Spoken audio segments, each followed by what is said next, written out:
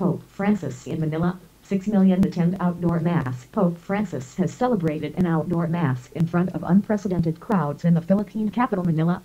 6 million people attended the ceremony or lined the papal route to Rizal Park, city officials estimate. This is believed to have exceeded the record numbers that gathered for a mass there by Pope John Paul II in 1995. The Vatican said Pope Francis had dedicated the service in part to the victims of Typhoon Haiyan, which devastated the country in 2013. The Mass will be the Pope's final full day in the Philippines, where there are 80 million Catholics, concluding his 6-day tour of Asia. Pope Francis arrived in a Popemobile based on the design of the local minibuses, known as jeepneys.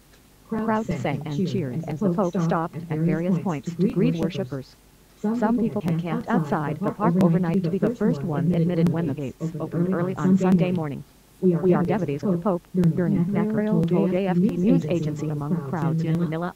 "The Pope is an instrument of the Lord, and if you are able to communicate with him, it is just like talking to God himself." Before the final Mass, the Pope held morning meetings with religious leaders and young people at the University of Santa Thomas, which is the biggest Catholic university in Asia.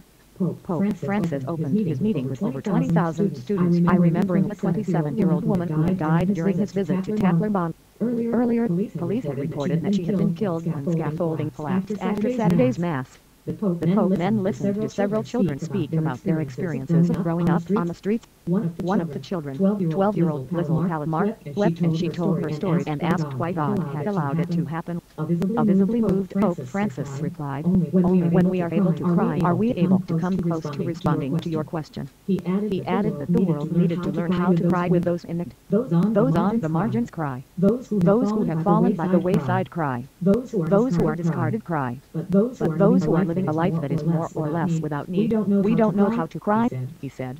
Pope Francis, who comes from Argentina, was applauded when he told students that sometimes men were too macho, and that women had much to tell today's society, seeing the world through different eyes, and asking different questions.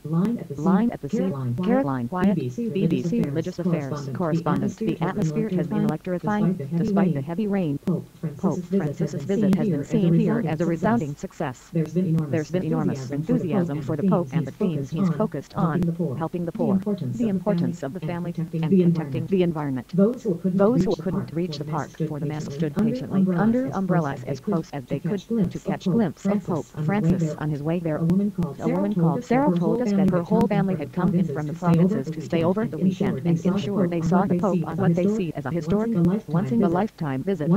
One man, Johnson, said, "We are here to bear witness also to see the Pope personally."